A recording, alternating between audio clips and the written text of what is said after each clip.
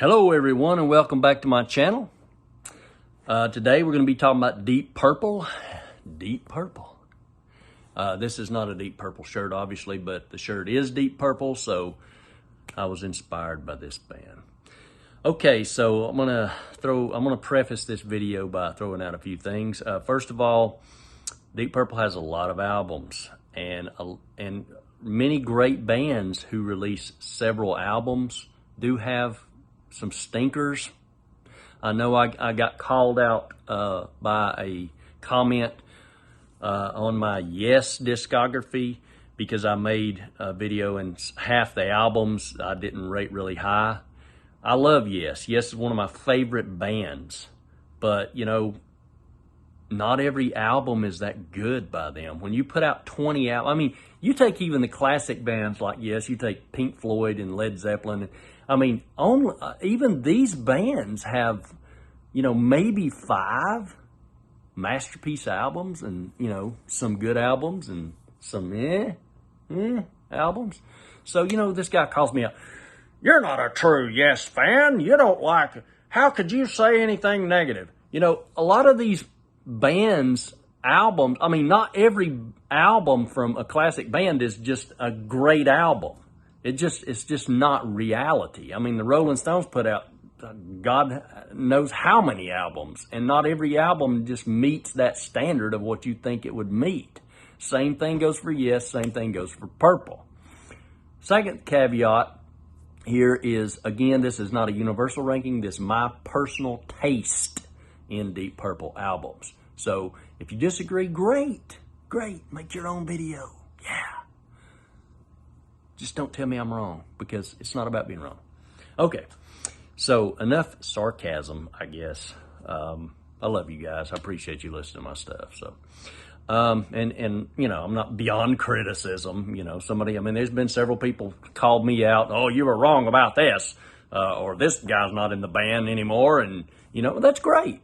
I mean, I'm not beyond, oh, well, you've insulted me. You've insulted my ego because I was wrong. You know, if I'm wrong, I'm wrong. Call me out. Hey, I'm offering you. Call me out right now. So anyways, enough of that. Let's get down to it. Deep Purple discography. 20-something albums. Whew. Okay. Slaves and Masters, my least favorite. Nothing real significant. Some say Rainbow. It sounds a little bit like Rainbow. I guess, maybe. It's nothing really to write home about, as they say. So, you know, I mean, I guess if I had to choose a favorite song, it'd be Wicked Ways. But nothing really does it for me here. Moving on. The Battle Rages On. This is not much to talk about either. So I won't. It sounds like a lack of creativity.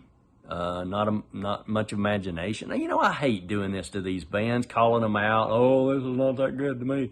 You know, because, I mean, these guys could play circles around me, obviously. But, again, it's just my personal taste. It's not that I'm really critiquing or criticizing the bands, how I'm observing it. The quality's good, as usual, for Deep Purple. I can't get much out of this one, though. And, you know, Anya's okay, I guess. Time to Kill brings back some earlier Deep Purple moments, I suppose. Moving on is Abandon. I consider this to be the poor man's version of Perpendicular, which I'll mention later. This album, again, I'm so used to classic Deep Purple and early Deep Purple stuff that it just sounds like they're phoning it in here to me. So, you know, again, I don't like criticizing superior musicians, but, you know, it is what it is. And this ain't much. The House of Blue Light is next. As far as Deep Purple's concerned, this is kind of a fairly mediocre album to me. There's really no standouts, and I don't get into it a lot. I don't listen to it, meaning not at all. I don't listen to it. I've listened to it a few times, and it just, I just don't get much out of it. Next is going to be Bananas. This one is really put down by a lot of people, and I think it's just because of the title and the album cover.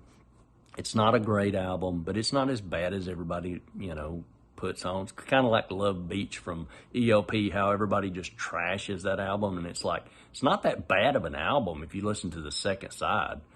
But this is pretty stock for Deep Purple, but it's still better than most music of the time. And Deep Purple could release an album, you know, this year, and it's going to be better than most of the music this year, probably in the top 2 better albums as far as I'm concerned. So I guess Never a Word and Silver Tongue would probably be my favorites off Bananas. Moving on is going to be Infinite. I had this ranked a little higher for some reason. I don't know why. I think I just really messed up, but I put it back in place. So this sounds like heavy country rock to me. Just not a fan. Not a fan of modern country, and this kind of sounds modern country rock. So I'm not a major fan of this album. The production and musicianship, of course, retains the Purple edge, but yeah, no, don't like this one. Next is Stormbringer.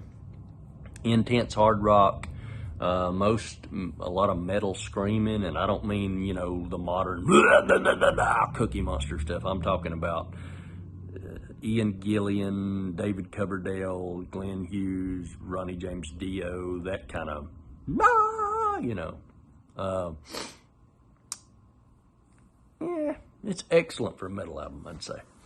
But it's just not my cup of tea. I don't really listen to this album that much. I do like Highball Shooter. I do like Gypsy and Hold On.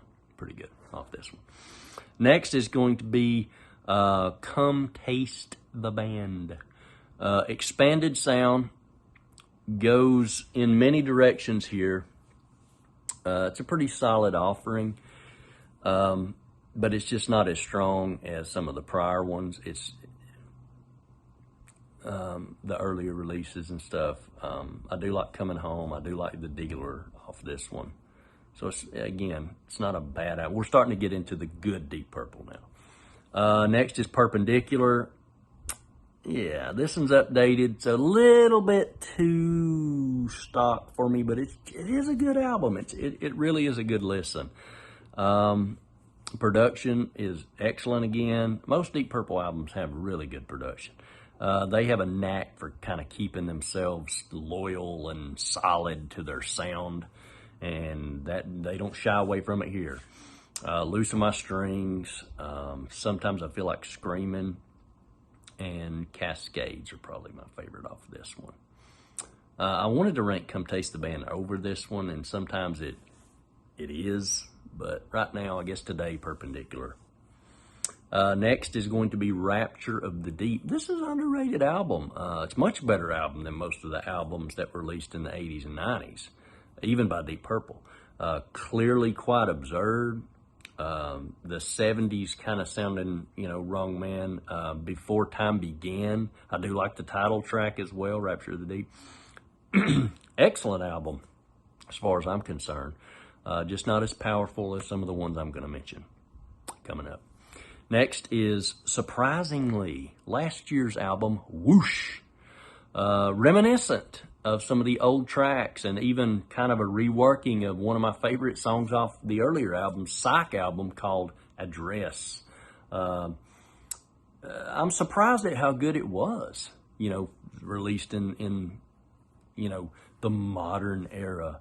But it sounds like Deep Purple, you know. It sounds like Deep Purple trying to be Deep Purple, but they succeed because they're Deep Purple. No Need to Shout.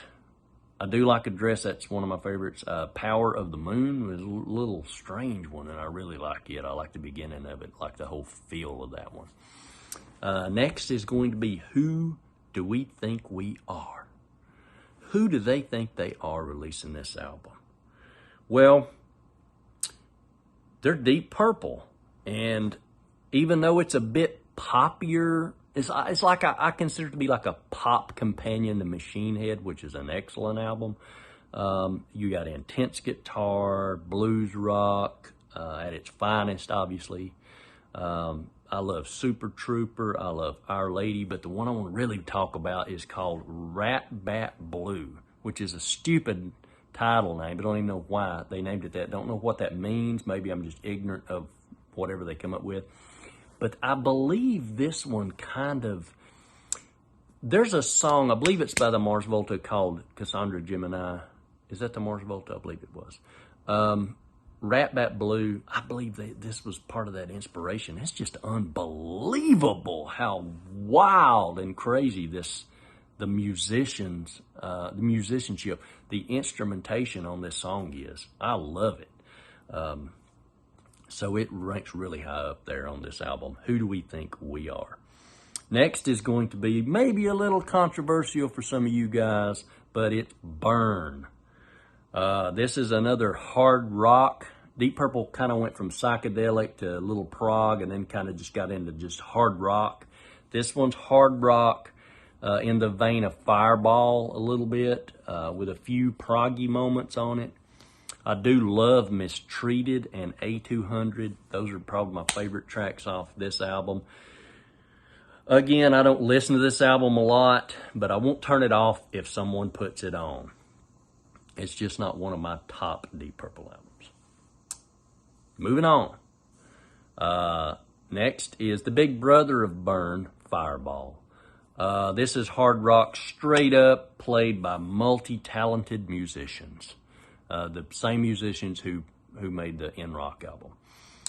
Not as strong as N-Rock, really at all, as far as I'm concerned, but very experimental. You got a wide variety of guitar sounds and even some piano on this one, and it's good. I like Fireball, I like Demon's Eye, I like The Mule, and I really like Fools. Fools is probably my favorite song off this album. So this one is highly recommended. Fireball, not as high on my list as it would be on some others' list, but again, I mean, this is my channel and this is my taste in music. You might agree and you might not, but it's okay. Nobody's wrong. Next is Now What. Now What, I bought this album when it came out and I was really seeking something because a lot of the music was just crap for this time period. And when I bought this album, I wasn't expecting much, but I thought, well, you know, surely it'll be better than most albums. This album is a great album. This not only one of the best albums of that year, it's one of the best albums of Deep Purple, as far as I'm concerned. It's an amazing album from Deep Purple. It's 21st century. There's nothing, they don't sell out at all. It sounds straight up rock. They don't pull any punches on this. It's an old school rock and roll Deep Purple. I love A Simple Song. I love Weirdistan. I love Out of Hand, Uncommon Man. Very proggy on that one. And Vincent Price. Yeah, that's a song off this album. Now What? Very good album. If you haven't heard it, go listen to it. So next is going to be Perfect Strangers. This is the 80s classic Deep Purple album. A lot of people don't like 80s, like when 70s bands went into the 80s, they sold out or whatever. You can say they did, but they really didn't on this album. This is still great. This is an excellent album. It's updated to sound modern for the 80s, but it's not cheesy like some of the bands that sold out in the 80s. They don't do it here. It's hard rock in a classic form with excellent production. I love Knocking at Your Back Door. It's probably one of my favorite Deep Purple songs of all time. I love Nobody's Home. Not Responsible is a great song. And Son of Alaric, great song. Perfect Strangers is, you know, it belongs. It might belong on the Deep Purple Mount Rushmore, but for me, a little bit lower. Okay, next, moving on, is Deep Purple, the album. This is a hard-edged. This is, I think, their third album. It ventured more into prog than the previous two albums did. They were more psychedelic albums, but they ventured more into prog, this one, while keeping that sort of psychedelic sound as well. You got Nobody's Home. I'm sorry, Not Nobody's Home. That was the last album. You got Fault Line, Painter, and Rosemary's.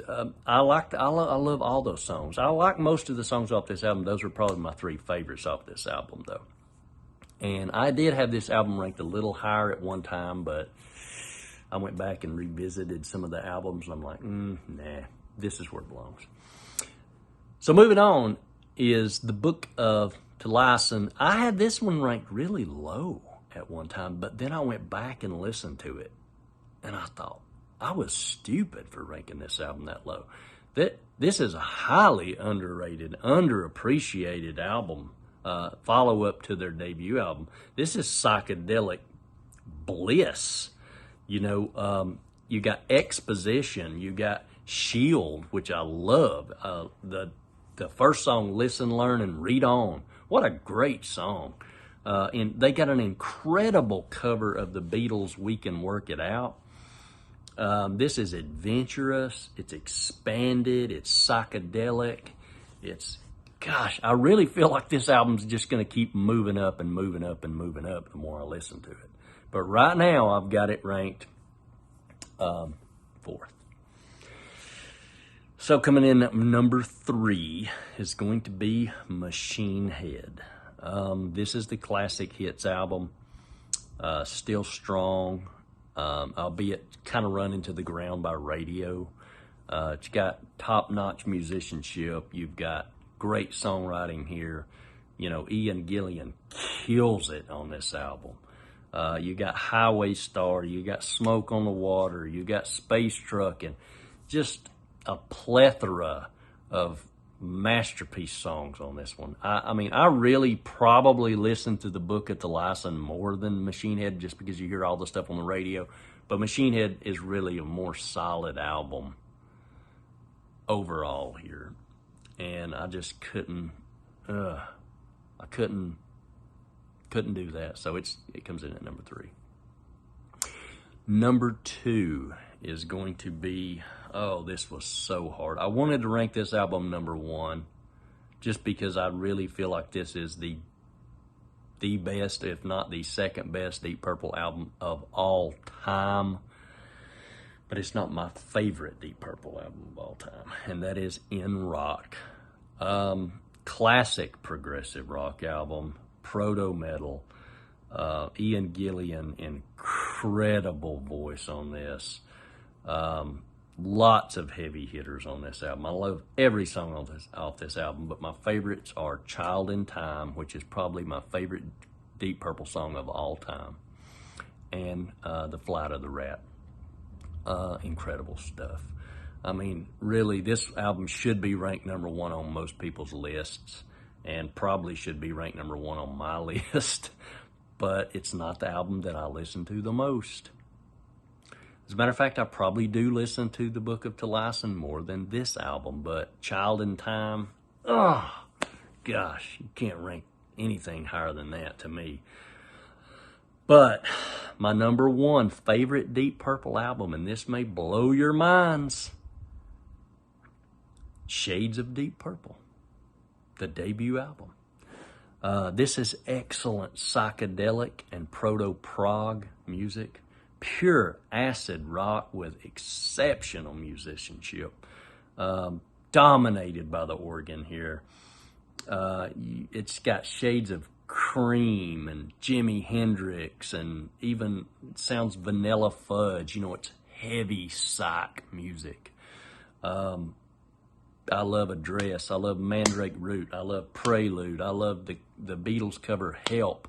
Every song off this album. I can listen to this album, the whole album, not skip a song, and just keep listening to it because it's that good. Is it the best Deep Purple album? No. Is it my favorite Deep Purple album? Obviously. That's why it's ranked number 1. So that's it, guys. That is Deep Purple, superior band of this 60s, 70s, 80s, 90s, 2000s, 2010, and 2020. Deep Purple. So, hope you enjoyed the video. I don't really know who I'll be talking about next or which direction I'll be going. I might bring Sarah back in, and we might do a 1986 N-Rock review. But until then, it's been a 20-minute video, one of my longest videos. So I'm going to wrap it up, guys. Thank you for listening and watching. If you like it, give me a thumbs up, share it, comment, blah, blah, blah, blah, blah. You know the drill. Until next time, you guys take care.